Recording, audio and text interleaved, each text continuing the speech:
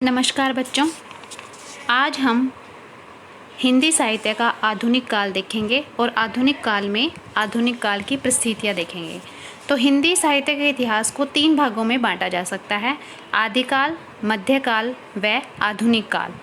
आदिकाल की समय सीमा है वो संवत 1050 से संवत 1375 तक मानी जाती है और मध्यकाल के पूर्ववर्ती भाग को, यानी कि जो मध्यकाल है वो 2 भागों में बटा हुआ है और उसका जो पहला भाग है उसको भक्ति काल कहा जाता है, जिसका समय है संवत 1375 से संवत 1700, तथा उत्तरवर्ती जो बाद का काल है उसको रीतिकाल कहते हैं और उसका समय है संवत 1700 से संवत 1900 तक। तो आपको ये भी ध्यान रखना है कि मध्यकाल 2 भागों में बटा हुआ है, पूर्ववर्ती भाग और उत्तरवर्ती भाग। पूर्ववर्ती भाग को भक्ति काल कहते हैं और उत्तरवर्ती भाग को रीतिकाल कहते हैं। संवत 1900 के बाद के काल को आधुनिक काल या पुनर्जागरण काल के नाम से जाना जाता है। रीतिकाल के पश्चात हिंदी साहित्य में 2 परिवर्तन आए। विषय के दृष्टिकोण से श्रृंगार परकता का स्थान किसने ले लिया? सामाजिक सरोकार ने ले लिया। यानी कि रीतिकाल में श्रृंगार परक रचनाएं अधिक होती थी, अब सामाजिक दृष्टि से जो रचनाएं हैं वो अधिक होने लगी। वही भाषा की दृष्टि से ब्रज भाषा व अवधी भाषा का स्थान किसने ले लिया? खड़ी बोली हिंदी ले।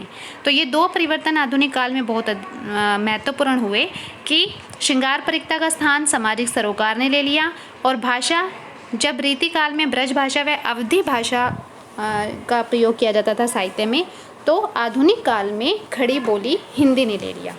नारी स्वतंत्रता, अछूतोद्वार, शिक्षा का महत्व, श्रम का महत्व, मानव की समानता आदि मूल्यों का साहित्य में पदार्पण इसी युग में हुआ। साहित्य की अनेक परंपरागत रूढ़ियों का ह्रास हुआ।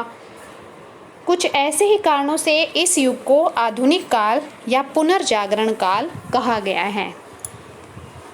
आधुनिक काल की परिस्थितियाँ देखते हैं तो सबसे पहले आती है राजनीतिक परिस्थितियाँ। आधुनिक काल का आरंभ संवत 1900 या 1843 ईस्वी से माना जाता है। आधुनिक काल का आरंभ अगर संवत की बात करें तो 1900 से, और अगर ईस्वी की बात करें तो 1843 ईस्वी से माना जाता है। यह समय अंग्रेजों के विरुद्ध बढ़ रहे असंतोष का समय था। अंग्रेजों की सामाजिक, धार्मिक, आर्थिक व राजनीतिक नीतियों के कारण भारत का प्रत्येक व्यक्ति उनसे क्या था? खफा था। अंग्रेजों द्वारा किए गए सामाजिक व धार्मिक सुधार रूढ़िवादी भारतीय स्वीकार नहीं कर पाए। यानी कि अंग्रेजों ने कुछ अच्छे काम भी किए थे, उन्होंने भारत में जो कई सामाजिक व धार्मिक रूढ़ियाँ थी उनको दूर करने का प्रयास किया गया, लेकिन भारतीय इस चीज़ को स्वीकार नहीं कर पाए। अंग्रेजों की भू राजस्व नीतियों ने किसानों की कमर तोड़ डाली।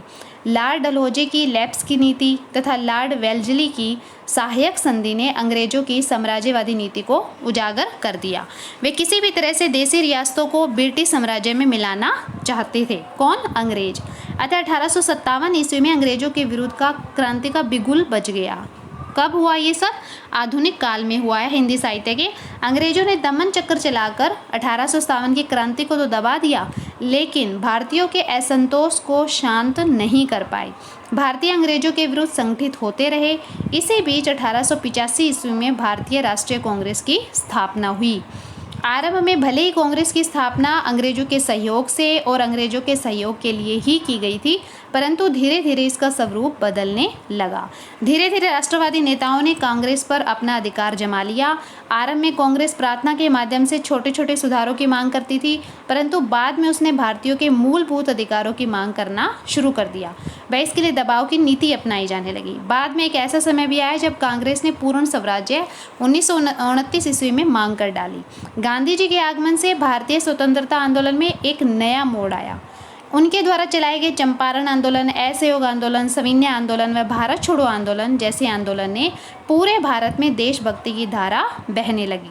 एक तरफ जहां कांग्रेस के उदारवादी अपनी विनम्र नीतियों से स्वराज्य प्राप्ति का प्रयास कर रहे थे, वहीं दूसरी ओर भगत सिंह, बटुकेश्वर दत्त, वरिंदर घोष, सावरकर बंधु, चापेकर बंधु व नेताजी सुभाष चंद्र जैसे देशभक्त क्रांतिकारी गतिविधियों से अंग्रेजों की नाक में दम कर रहे थे।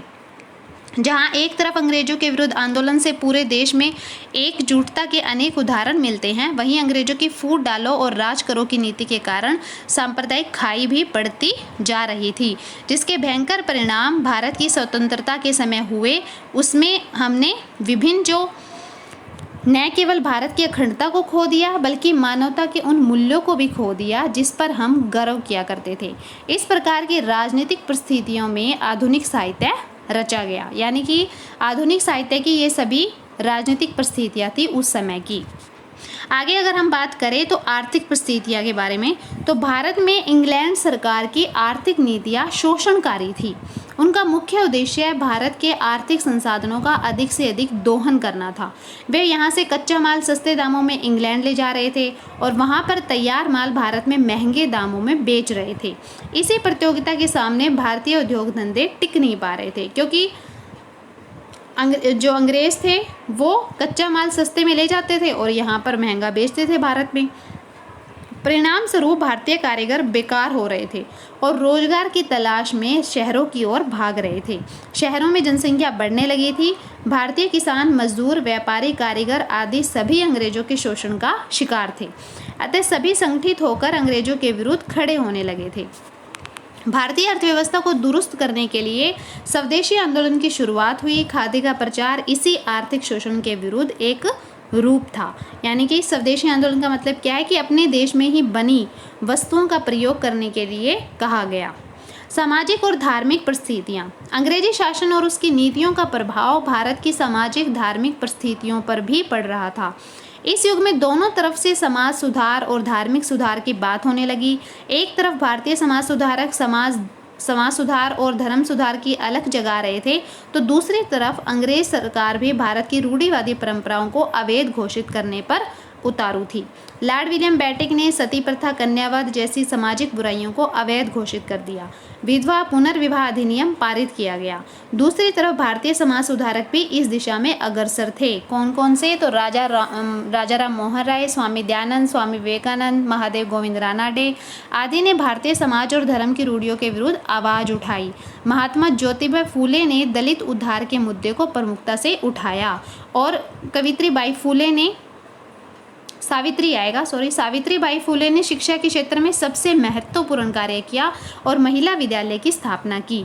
यह उस समय की बात है जब महिलाओं के लिए घर की दहलीज पार करना भी एक बहुत बड़ी चुनौती था। उस समय भी सावित्रीबाई फूले ने शिक्षा के क्षेत्र में महिलाओं के लिए महत्वपूर्ण काम किया।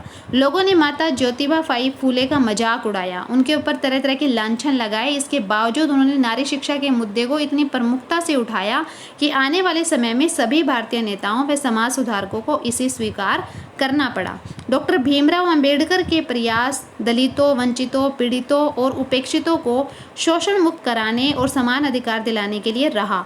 हिंदू धर्म की बुराइयों के विरुद्ध बड़ी बेबाकी से आवाजें उठने लगी। समाज और धर्म के क्षेत्र में हुए इन परिवर्तनों का प्रभाव साहित्य पर पड़ना स्वाभाविक था। साहित्यिक परिस्थितियों की बात करें तो आधुनिक युग का साहित्य बदलते युग का साहित्य है। इसी युग के आरंभ में जहां समाज सुधार, धर्म सुधार और स्वतंत्रता महत्वपूर्ण मुद्दे थे, बाद में यह मुद्दा व्यक्ति की समस्याओं पर केंद्रित होने लगे। आधुनिक युग का साहित्य आम आदमी का साहित्य बन गया। अब साहित्य का मुख्य उद्देश्य राजाओं के गुणगान और राज दरबार की शोभा का वर्णन करना नहीं, बल्कि समाज की यथास्थिति का वर्णन करना बन गया। भारतेंदु युग जहां पुनर्जागरण और देश प्रेम की भावना को लेकर आया, वहीं द्विवेदी युग में इन भावनाओं के साथ साथ भाषागत शुद्धता पर बल दिया जाने लगा। यानी कि द्विवेदी युग में भाषा की शुद्धता पर बल अधिक दिया गया। छायावाद आया जब द्विवेदी युग के बाद, तो उसमें मनुष्य के अंतर्मन की भावनाओं को अभिव्यक्ति देने लगा और प्रगतिवाद साम्यवादी विचारधारा के साथ लिखा गया, जिसमें मजदूरों, दलितों और किसानों की बात कही गई। प्रयोगवाद और नई कविता, कला व शिल्प क्षेत्रों में एक नवीन परिवर्तन लेकर आई। इस युग में उपन्यास, कहानी, निबंध, नाटक, रिपोर्टाज, रेखा चित्र आदि गद्य विधाओं का आविर्भाव हुआ। यही कारण है कि इस काल को गद्य काल के नाम से भी जाना जाता है। किसको? आधुनिक काल को। तो निष्कर्षतः कहा जा सकता है कि आधुनिक काल की राजनीतिक, सामाजिक, धार्मिक, सांस्कृतिक व साहित्यिक परिस्थितियाँ कुछ इस प्रकार की बन गई थी, जिन्होंने रीतिकाल से भिन्न एक नए साहित्य का मार्ग प्रशस्त किया। यही कारण है कि आधुनिक काल का साहित्य श्रृंगार, भक्ति व कुलीन वर्ग के विषयों से हटकर आम आदमी की समस्याओं, इच्छाओं, दुखों व उसके अंतर्मन की दुविधाओं का वर्णन करने लगा।